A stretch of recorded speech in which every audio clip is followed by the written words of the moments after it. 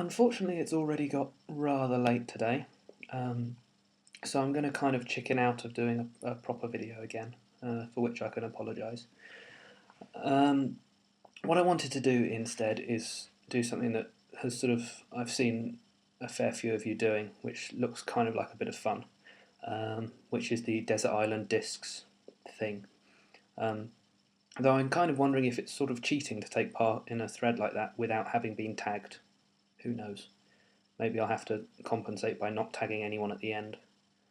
Um, but yeah, I just think tags like this are a bit of fun, and I don't know, maybe illuminates something about a person as well. If nothing else, just their tastes.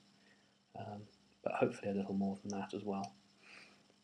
So the point of this thing is, as I'm sure you all know, um, you're stuck on a desert island and you get to have with you one book, one film, or as you Americans might say, a movie, um, three songs, one YouTube video, and one personal item. Um, so, let's get started. The book was probably the easiest one for me to choose because I have a very definite favourite there.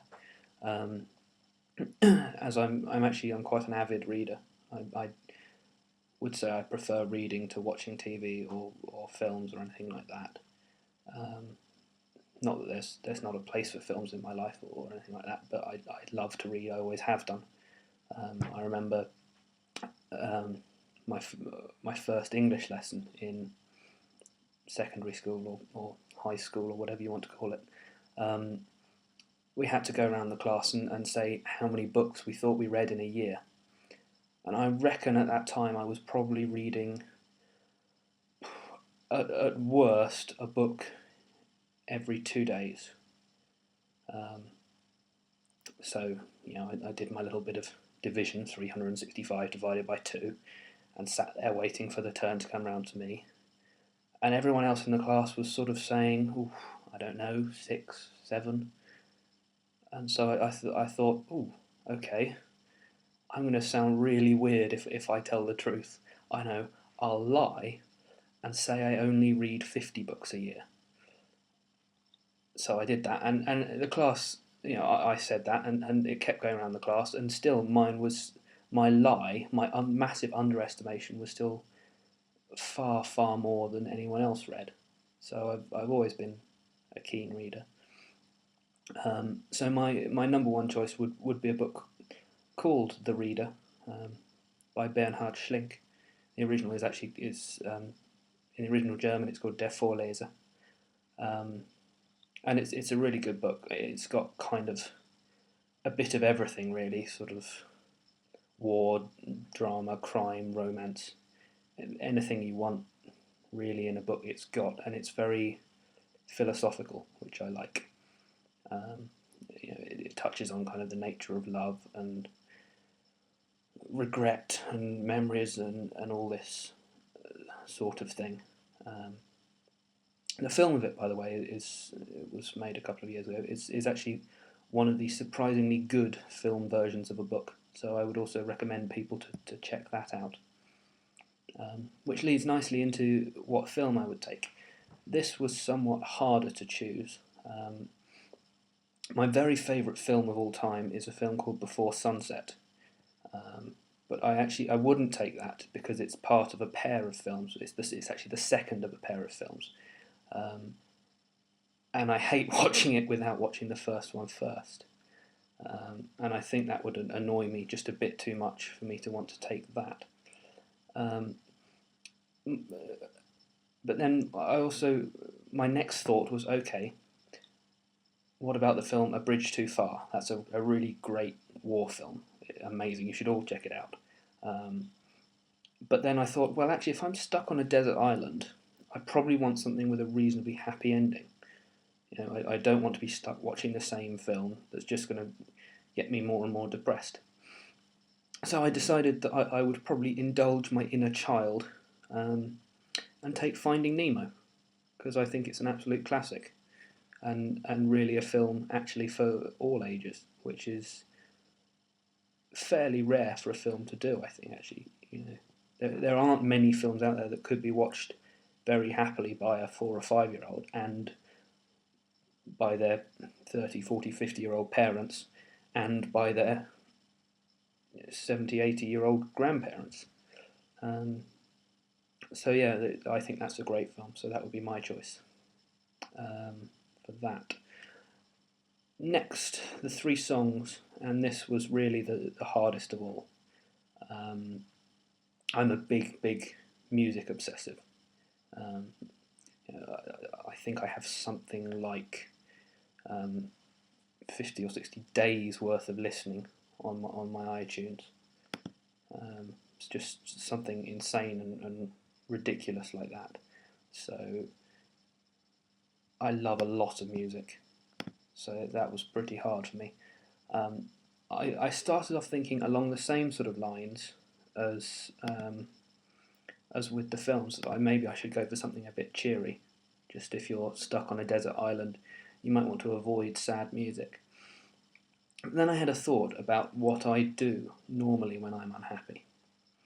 And I actually think I deal with sadness a lot better if I have sad music to listen to.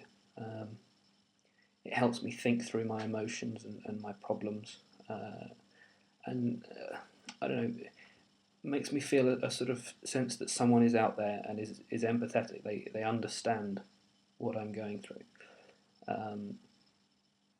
I didn't intend to make all three songs horribly depressing ones, but in the event, that's how the choice turned out.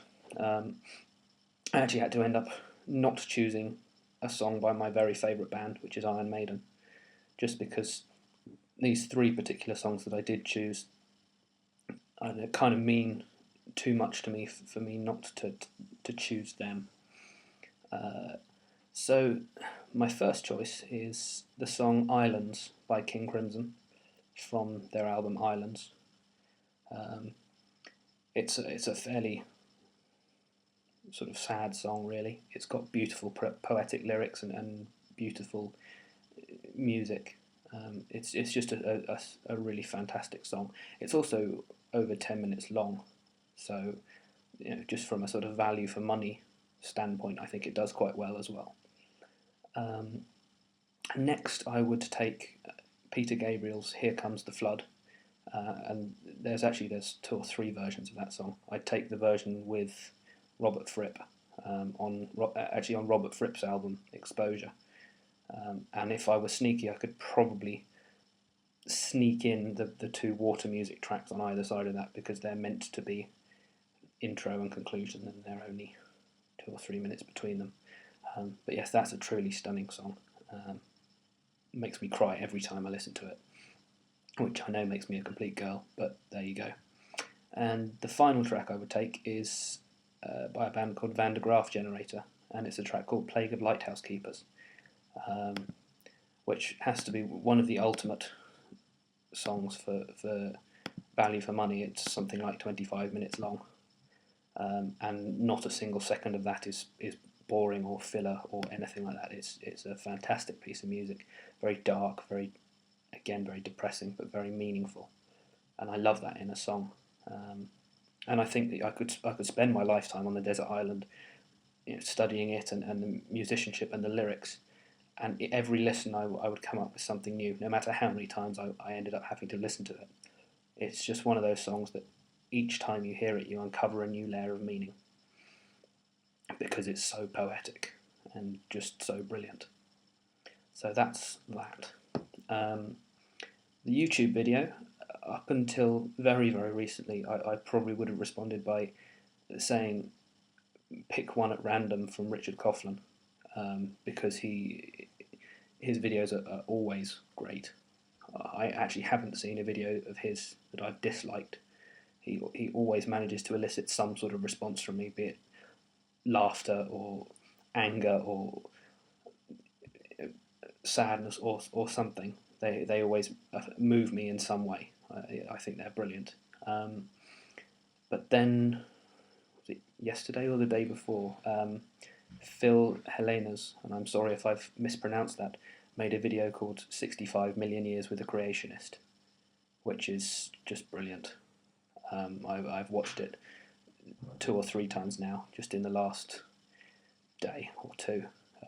It's a great video, and everyone should check it out. I'll put a link to it in the crotch bar. As for the personal item, oh, I'm running out of time.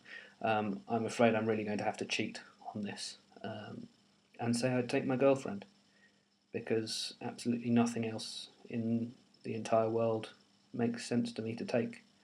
If I couldn't have her, then no other personal item would do. So, yeah, I know it's kind of cheating to take a person, but I don't think I could justify anything else. So, there you go.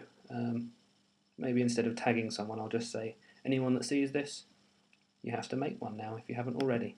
So, good night, YouTube.